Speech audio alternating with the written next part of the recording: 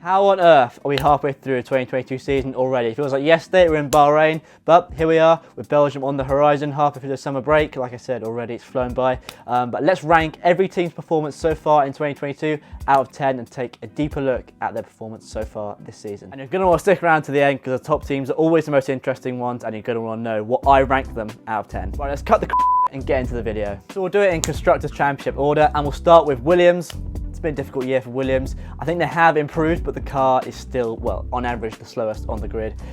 They tried the zero-pod approach like Mercedes, didn't work, so they switched back to Ferrari-style side pods, which have delivered improved downforce, improved performance, but they're still the slowest car. And thanks to Alex Albon's exceptional performances, they've scored a few points. But other than that, I mean, I think they've improved as a team, but unfortunately, they're a victim of all the teams around them getting stronger and stronger and stronger, and Williams just don't have the resources and the money to compete at the moment, but they are on the right track, I feel like, and more points in the rest of the season will be the aim. So for Williams, mid-season score, I'm going to give them a 7 out of 10. Moving on to Aston Martin, the word oh dear springs to mind.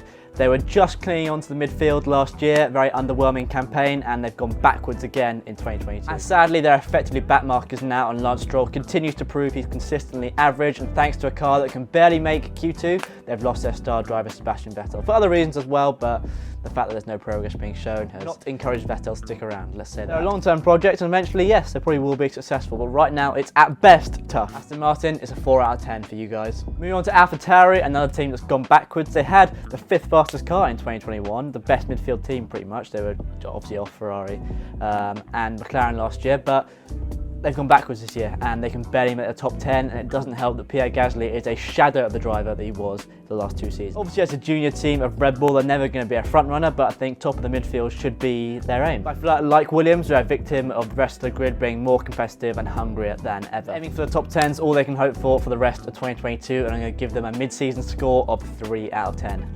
Haas, I like Haas, the underdogs of the 2022 grid, and their car is a lot better than last year. It's a far cry from 2021, and the car is a fast little package at times. I think you can see that the lessons they've learned from 2021, they're able to get the most out of the package on a consistent basis. They didn't get their first upgrades until Hungary, but 2 races prior in Austria, they had the 4th fastest car, so they can get the most out of their car. Bringing Kevin Magnussen back has been an inspired decision, but Mick Schumacher's got to step up in the second half of the season, but thanks to Kevin Magnussen's incredible performances, they're in the fight for 6th in the championship with Alfa Romeo, but I think there is more to come in the second half of 2022. So far, the best performing constructor, going to give them an 8 out of 10. For Alfa Romeo, like Haas, a massive step forward from last year. Last year, they were backmarkers week in, week out. Now they're a comfortable midfield side and almost at the front of the midfield, especially with Valtteri Bottas bringing experience and pace, and Guan Yu Zhou adapting to F1 well, learning from Bottas, and generally almost keeping up with Bottas on weekends as well. Good driver lineup and it's working well. They are a comfortable 6th in the constructors, but they would have to look over their shoulder for Haas if their reliability doesn't improve, because they've messed up so many points this year and so many results because their reliability is poor. They probably have the worst reliability on the grid, so they could have had a lot more this year, but they'll be looking to consolidate 6th for the rest of 2022. Their mid-season score would be higher if it wasn't for their reliability, so I'm going to give them a 7 out of 10. Before we go any further with my mid-season review of 2022, I need you to do me a favour, listen up and listen up well.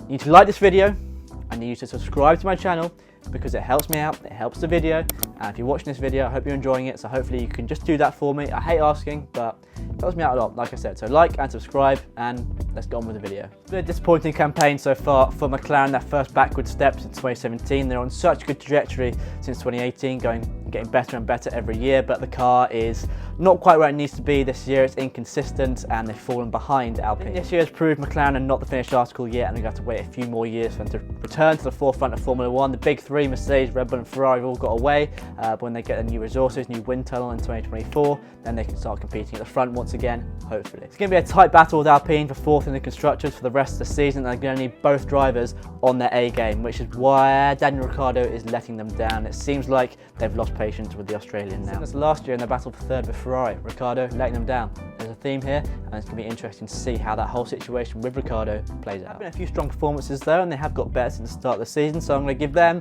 a 6 out of 10. I don't think you can argue that Alpine are the leading midfield team. They've leapfrogged McLaren this year, and they're having a great season. They're doing a great job, and the car's getting better and better. There is a question mark over reliability though. Fernando Alonso saying the team have cost him up to 50 points this season thanks to reliability issues here and there. They could be a lot further ahead of McLaren in the constructors. Alonso has obviously decided to leave Alpine for rivals Aston Aston Martin at the end of the year. It's going to be, like I said, very interesting to see how that situation plays out. So Alpine have done a lot of things right this year, apart from sorting their drivers for 2023. It'll take a genius to work out their aim for the rest of the season, finishing 4th and beating McLaren. So I'm going to give Alpine an 8 out of 10 for the season so far. Now for the big three. The three you've all been waiting for. Starting with Mercedes. Let's not beat around the bush here. They've bottled these new regs. They've come out with a car that cannot win races, let alone let Hamilton fight for the next title. However, since the start of the season, they've been improving and improving. Their class is showing and they're really catching up to Red Bull and Ferrari now. In terms of execution, they've probably been the best team on the grid. They're also hugely reliable and they never had any problems with Red Bull and Ferrari. I mean, they picked up a lot more points and podiums than their pace merits. Somehow find themselves in the fight for second in the Constructors with Ferrari. The rest of the season, they'll be chasing a win and second in the Constructors against Ferrari. So I'm going to give Mercedes an 8 out of 10 for this season so far. Ferrari, I mean, what do we even say here? Oh dear, again. They have the car. They have the car to win both titles comfortably, but operational mishaps, redundant strategy calls and driver errors mean ultimately they're going to end up a country mile behind Red Bull at the end of the season. 2022 has proved that Red Bull and Mercedes are much better and well-oiled organisations than Ferrari, and operationally they're so much sharper. Something fundamental has to change at the team, whether it's the way they operate, cultures, something's got to change for them to be successful. The rest of the season, all they can do is give it the absolute best and try and put some respectability back in the scoreline. So Ferrari in 2022 so far, it's a 3 out of 10. And finally, Red Bull. Despite a difficult start where they didn't have the most reliable car or the fastest, they've proved they had the most formidable driver and team partnership in Max Verstappen and Red Bull. It's turned into a dominant first half of the season and, well, despite any unforeseen circumstances, they're going to cruise their way to double titles for the first time since 2013. Should be right there with them, but they aren't, and they made their life undeservingly easy, and they'll be looking to close out the titles as soon as possible, like I said. So for Red Bull, it's going to be a 9 out of 10 in 2022 so far. So that pretty much summarises the mid-season review of all the teams. It's going to be so interesting to see how the rest of 2022 plays out, who can put some respectability back in the scoreline. Like I said, Ferrari, can they get closer? All the midfield battles are going to be interesting, Alpine versus McLaren, etc. Like I said, I can't wait to see how it plays out. How 2022 ends will have a massive impact on the start of 2023 in terms of form, momentum and prize money. Bring on Belgium and the rest of the season. I'm Ollie Pattas and boom, let's talk F1, like and subscribe and I'll see you all soon.